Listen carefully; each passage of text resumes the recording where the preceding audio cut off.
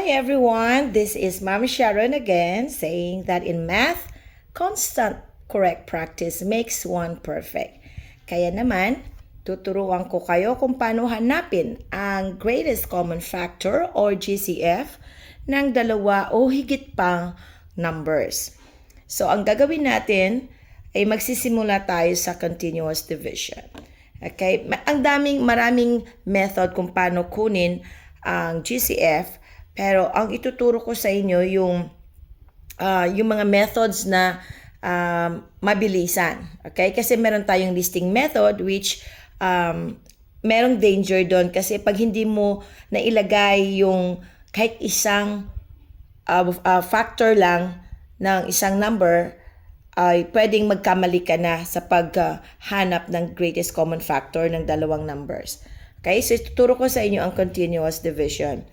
Kunyari, pinapahanap sa'yo yung GCF ng, sabihin natin, yung 8 and 20. Okay? So, 8 and 20. Dito sa continuous division, tandaan mo lang na meron tayong prime numbers, right? Doon sa prime numbers, doon ka magsisimula maghanap ng pumili ng divisor na gagamitin mo to divide 8 and to divide 20. Tinuro ko naman sa inyo na kailangan nyo lang tandaan yung at least yung first 5 prime numbers. Yung 2, yung 3, 5, 7, and 11. Kahit yun lang muna. Okay?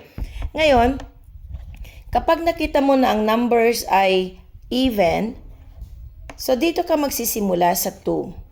Gamitin mo yung 2 as your divisor. So, gagawa ka lang ng box, yung half of a box. Parang ganyan. And then, isusulat mo dito sa kaliwa ang 2. Ito yung gagamitin natin na divisor.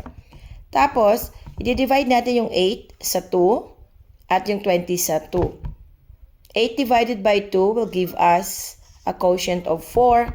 And 20 divided by 2 will give us a factor of or a quotient of 10.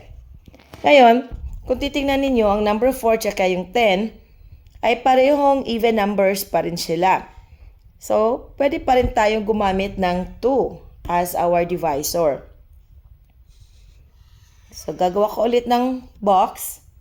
Sulat mo ulit ang 2. And then, divide 4 by 2. That is 2. 10 divided by 2, that is 5. Ngayon, titingnan mo yung panghuling quotient na nakuha mo. Meron pa bang isang number na kaya silang hatiin pareho? Okay? Except for 1. Kaya hindi natin pwedeng gamitin yung 1 kasi kung i-divide natin yan sa 1, ang answer niyan ay yung number pa rin. Diba? Ngayon, wala nang number na pwede silang hatiin pareho. Okay? Hindi rin naman natin pwedeng hatiin ang 2 sa 3. Although, pwede sa 2. Pero kailangan kasi, yung number na ilalagay mo dito sa kaliwa ay kaya niyang hatiin ang parehong number 2 at saka yung 5. Okay? Since 5 is already a prime number, wala ka nang, and 2 is actually is also a prime number. So, tigil ka na, okay? Tigil ka na dun sa division mo. Ngayon, ano ba ang GCF ng 8 and 20? So, ang GCF of 8 and 20 is yung product ng dalawang divisor na ginamit natin. Kita nyo yung number na sinulat nyo dito sa kaliwa. Yung product niyan, yun yung GCF. So, 2 times 2, which is equal to 4. Okay? So, ang GCF ng 8 and 20 is 4. Now, puputulin ko to at sa susunod ko na video, papakita ko naman sa inyo kung paano hanapin ang GCF ng 8 and 20 using the Euclid's algorithm of GCF. Okay, bye everyone. See you on the next video.